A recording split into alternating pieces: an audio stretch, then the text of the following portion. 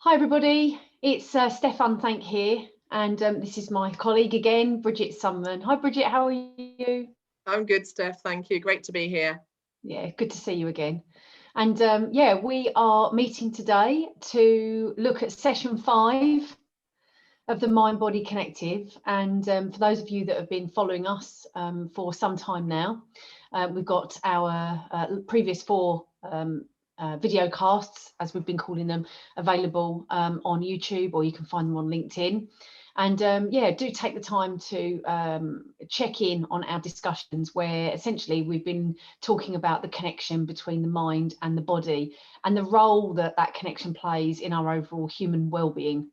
So today we're going to embark on a bit of a deeper discussion around some of the things we want to share, some of the things that we do, and some of the things that we teach, actually, particularly in the corporate setting with our clients when we're working with companies of all different sizes, in all different geographies, but also things that we help and support maybe individual clients with as well. So yeah, we're just going to have a bit of a chat about that.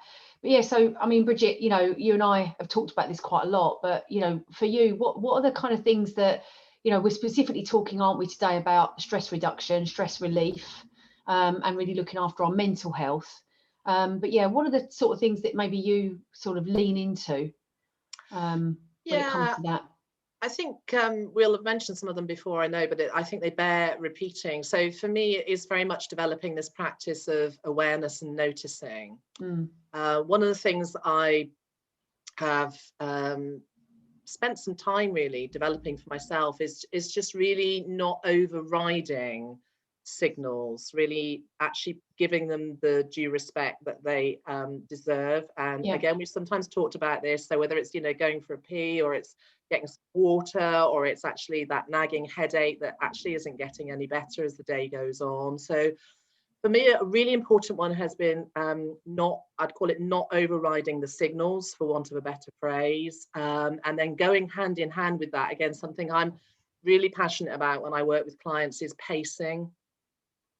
So this sort of little and often just taking some breaks, just taking some time away to notice. And I know you're very passionate about the noticing of time, which I think, again, goes hand in hand with that. So I think you can really change your relationship with time. You can change your relationship by not overriding the signals. And I say probably a little bit of pacing. They're the 3 things that I've been working with quite strongly. Yeah, okay.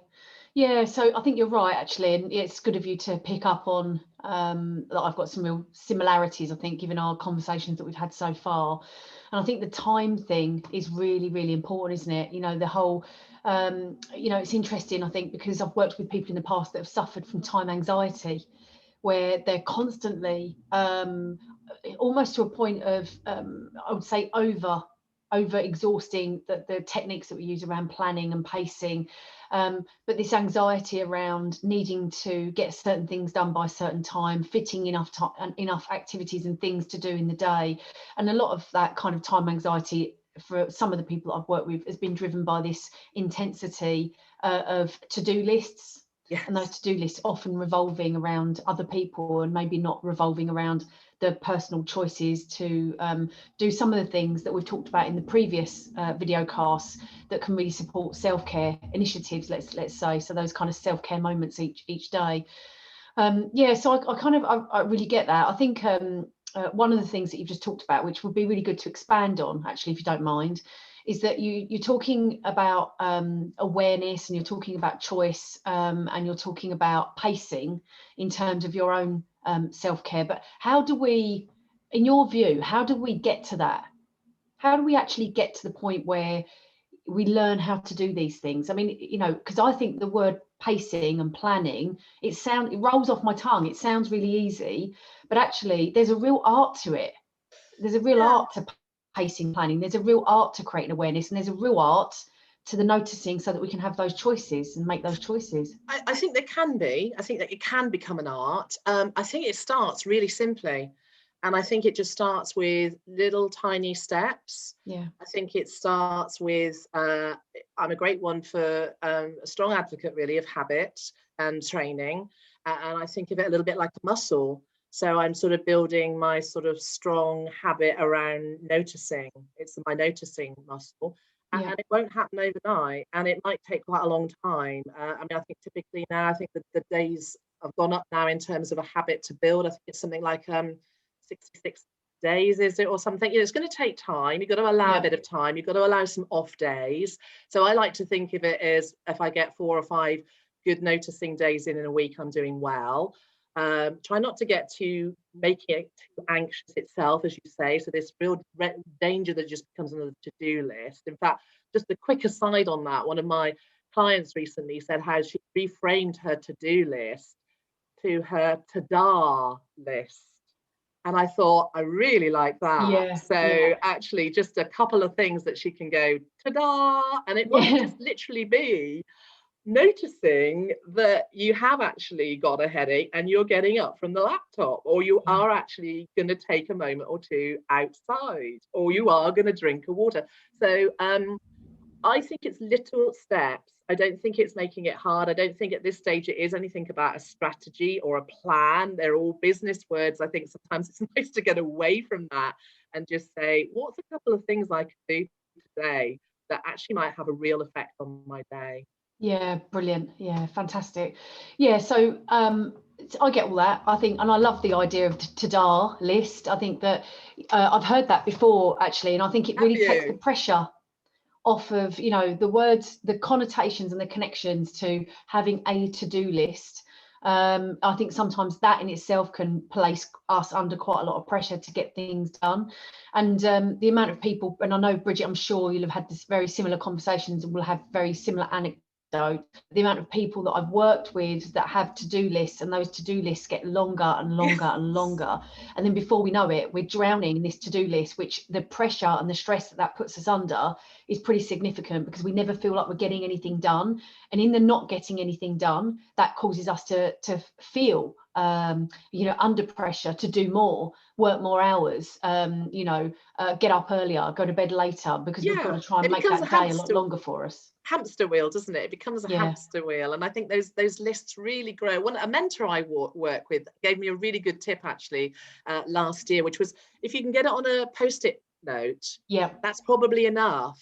And okay, there's lots of different sizes of post-it note, I get that. I tend to like the square ones. A bit of a post-it note junkie actually. You know, you can probably only get really 3 or 4 things on there, decent to-dos. Take the strain off. Yeah, for me, well-being is all about, you know, taking the strain off, not adding more strain. Yeah, absolutely. Yeah. So when we talk about reducing stress, and we look at tools and techniques and things that we can build into our day-to-day life, as you know, one of my biggest bugbears is people that talk about well-being strategies, let's say, and they talk about the things that most people already know, but the people that already know those things are still struggling to build them into their lives. So I'm talking about things like, people say, you know, I'll give you for instance, I was on a call this morning, a networking call, and somebody suggested that one of the best ways to counter stress was to exercise. Now, I think I've heard that during the COVID year, at least once a day, if not more. And I think that I get it. I'm not saying that that's not true, but we've got to be a bit more creative. We've got to be a bit more creative, because the minute I say to somebody, well, you can reduce stress if you go and do some exercise, straight away, if the thing that is stressing them is they haven't got the time, they're already feeling overloaded by that.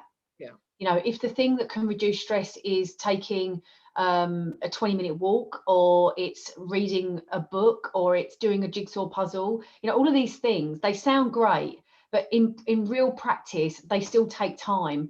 And if you're somebody that's time poor, and it's that time poorness because you've got 2 children, a partner, a full-time job, a house to run, parents to care for, that may be shielding still, you know, if you're already time poor, overlaying the time poorness with more activities to ask somebody to do, even though we know that they're going to be good for you, even though we know that they're going to reduce the stress, can just feel so overwhelming.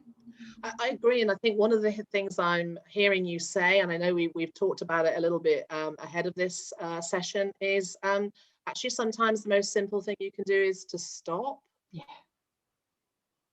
And I know you've been doing some work on that with some of the clients that you work with. I don't know if you'd like to just maybe share a little bit about that technique that you mentioned to me about stopping.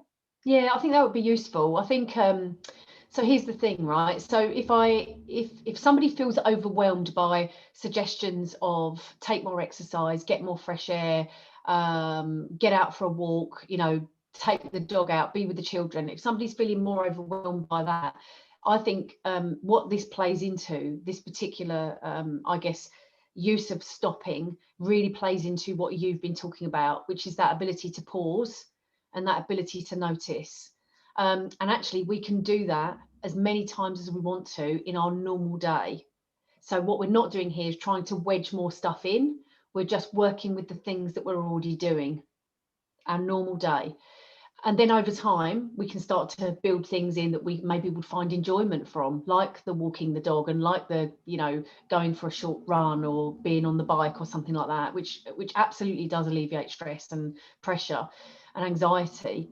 But the one of the techniques that so recently I've been working with a company actually for about a year now, where we've been looking at mind health specifically, but actually looking at what it's really like to be human. You know, why do we behave the way that we do? What causes us stress? Why anxiety is a symptom of stress, and what does that mean to us in terms of how it presents itself physically, emotionally, and psychologically? But in all of that learning around, you know, why we behave the way that we do as human beings, so being human, what are some of the things that maybe we can do to alleviate that stress, that pressure, and that anxiety? And you're right, one of the things I talk a lot about is space.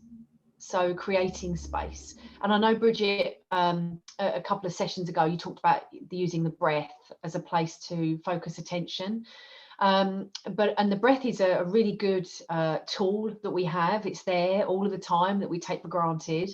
But it is a great tool that we can bring our attention to over and over again that does allow us to create space in our lives. So what do I mean by space? So when we feel overwhelmed, and that sense of overwhelm causes us to feel anxious in some ways, one of the best things that we can do for ourselves is to stop, and to actually stop, right? So as long as it's safe to do so. Mm-hmm. And the reason I add that line is because some people talk about using this type of technique while they're driving. And that type of scenario, you'd need to be a bit mindful of that and careful of that, I think. So what do I mean by stopping? So I feel a number of different things could be happening. So it could be a physical moment of pain or tension, noticing something going on in my body. So maybe some pain in my neck for sitting too long at the desk and typing stuff out and being on Zoom calls and on all sorts of things. It could be that I feel a sense of overwhelm, which is something that we feel in our minds, but affects the way that we feel emotionally, and it affects our bodies as well. But that feeling of overwhelm, the way I would describe it is there's just too much going on in this moment, and I can't quite see the woods for the trees, and I'm starting to feel a little bit overloaded, under pressure, overloaded. And it's that moment of, I just don't know, I don't know what to do. I just don't know what to do next. So that sense of overwhelm.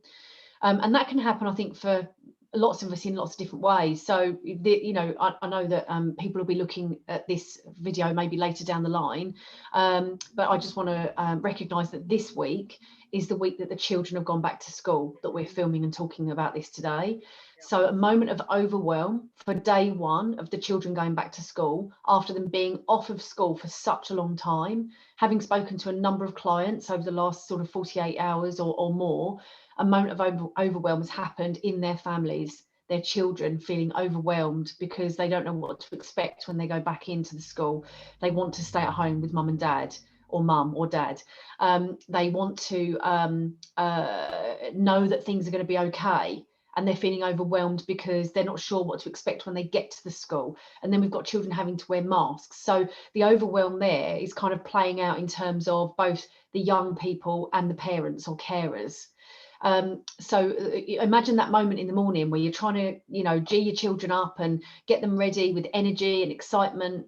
get their breakfast ready, get their bags ready, get their uniforms on, and send them off to school in the most joyful or cheery way. But actually, everybody in that moment is feeling really overwhelmed by what's going on. So that's I think a real, hopefully I've painted quite a good story of what that might feel like.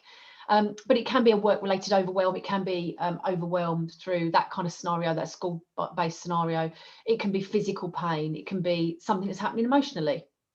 Maybe something happened yesterday and, you know, it's causing you to feel really emotional, really sad or upset or angry. So I know that took me a while to explain that, but I think that the context of using this technique of stop is about 4 things. And the easiest way to remember it is that the S for stop stands for stop. So it stands for stop and stand still. And then the T is to take a breath. So it's about coming to the breath and taking as many breaths as you need to be still and be in the moment, let's say, to stand still and be in the moment. And the idea of coming to the breath and being with the breath is about giving us that ability to create space around the moment that is causing us to feel overwhelmed. And when we come to the breath, we watch it. So we watch it in terms of, we actually say to ourselves, I'm breathing in and I'm breathing out. I'm following my breath in and I'm following my breath out. And we feel the breath in the body, moving through the body, coming in, going out. And by watching the breath, what's happening is all of our attention is on the moment with the breath, and actually it's moving away from the thing that is overwhelming us. So that's the T, to take a breath. And then the O of stop, so STO, the O of stop is to observe. Now the observe moment is probably the most critical moment. And the reason it's the most critical moment is for everything that we've talked about in the 4 sessions before today is about awareness. So you and I have talked over and over again around having awareness and then making a choice. And in the O for observe, for the STO of stop, the observe is about what is going on for me right now.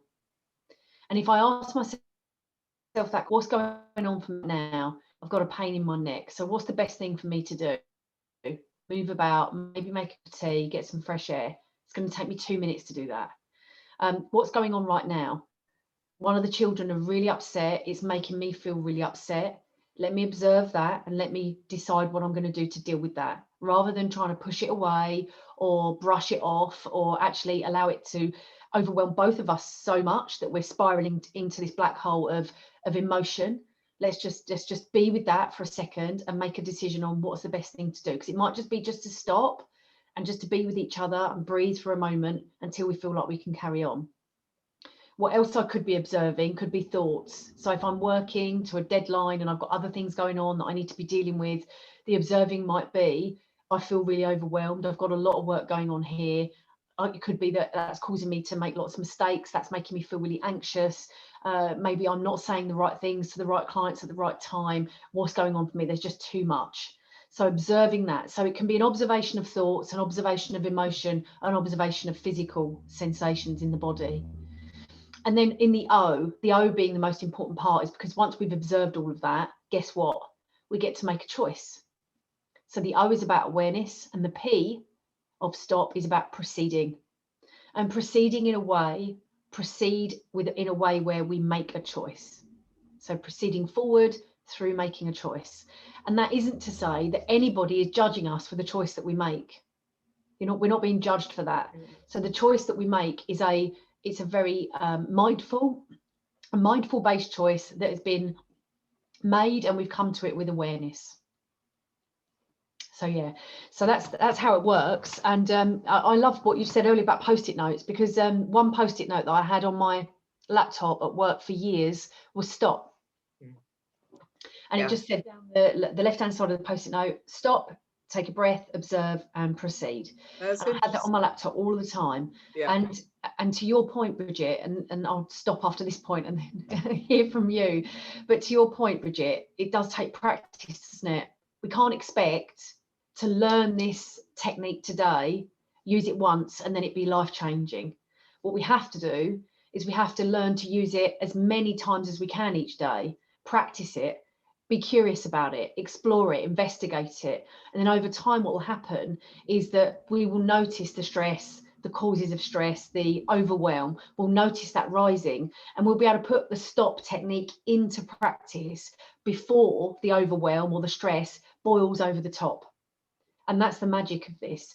In the initial days of using stop, often the feedback is that actually I got to the point where my stress was really high and I forgot that I had stop to lean into. But actually the next day when my stress kicked off, it kind of didn't get so high. It was about 3/4, and then I remembered stop and I used it a bit then. And then the next day, guess what happens? They notice it at about 50%. And what happens is the more we use it and the more we practice using it, the better we get at it. But that's about heightened awareness. And there's just some stuff going on there in terms of the way that the brain changes.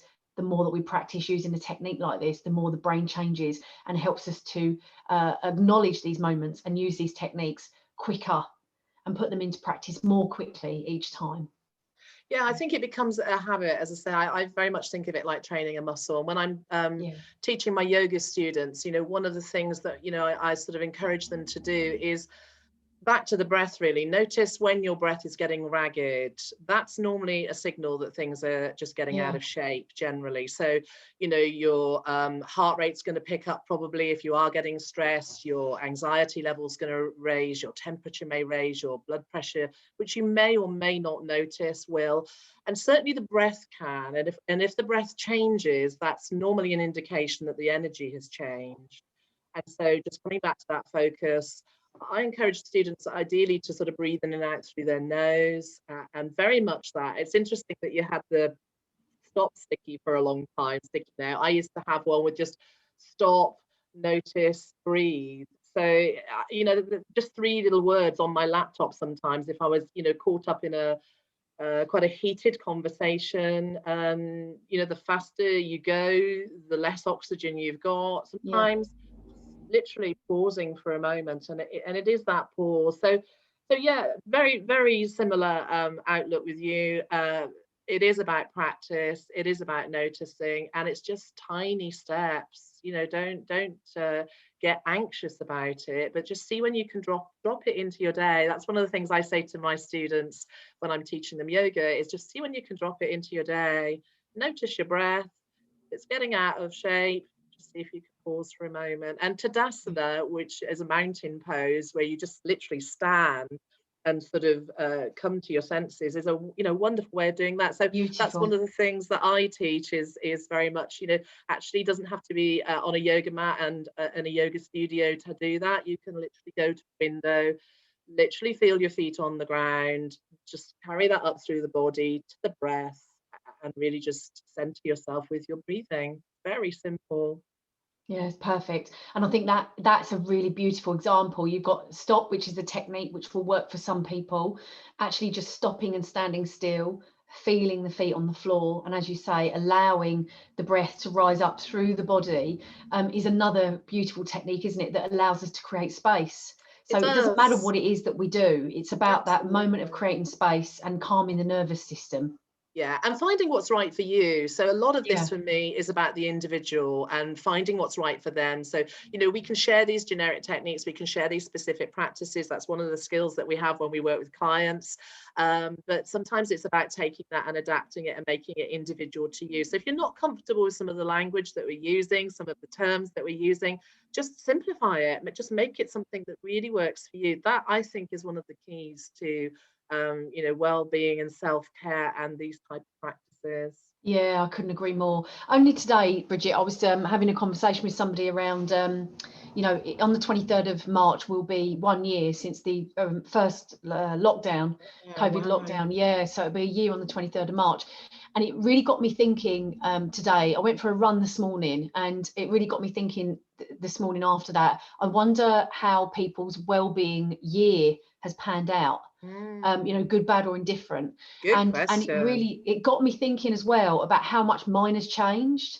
And I don't know what, I think that the COVID year has really helped me to tune into the things that work for me. So rather than being pushed by society, yes, of you need to do some of this and you need to do some of that, rather than really kind of feeling obliged almost to, you know, I think one of the things for me actually, Bridgette, is that gyms have been shut, and I did love the gym. I have to say, I'm not sure I'll go back, because I've found so many different little pockets of things that I'm really enjoying now. And my point, what I'm getting to here, is to exactly what you've just said, is everybody needs to find their thing, right? And it doesn't mean that that thing that you find has to stay the same all the time either. It can change, and we can be flexible, and, you know, we can try different things whenever we want. But when we find our thing, is to really sense into that in a way where we really notice, and there's that word again, right? But we really notice and we bring our attention to how that thing makes us feel. Because that's the important part. Because if we can tune into that, and we realize and we learn that when I do that thing, it makes me feel like this, I'm much more inclined to continue to want to do it. And I think equally, the flip side of that is that if we can also learn that when we do this thing, it makes me feel like this, and actually that's a more negative than a positive, we might stop doing more of that. So, and I think it's about finding that balance and really learning about ourselves. And then, as you say, building those little things into our day, dropping them into our day whenever we feel that we can, without feeling overwhelmed by it. Yeah. That sounds like a good place to stop. Yeah, I think so too. Sounds very good. Yeah. It's been brilliant Excellent. talking to you again today, Bridgette. I really Great appreciate your talking time. with you. Yeah. So look, thanks a lot for tuning in to this is our 5th episode of the video cast between Bridgette and myself, where we're looking at that mind and body connection. So you've been watching the Mind Body Connective, and don't forget that if you're watching this via YouTube, please like the episode and subscribe to the channel. And if you're watching it via LinkedIn, through a LinkedIn link, please comment on the history of the LinkedIn post. Thank you so much, and we'll see you again for episode 6. Thanks, Bridgette. Thank you.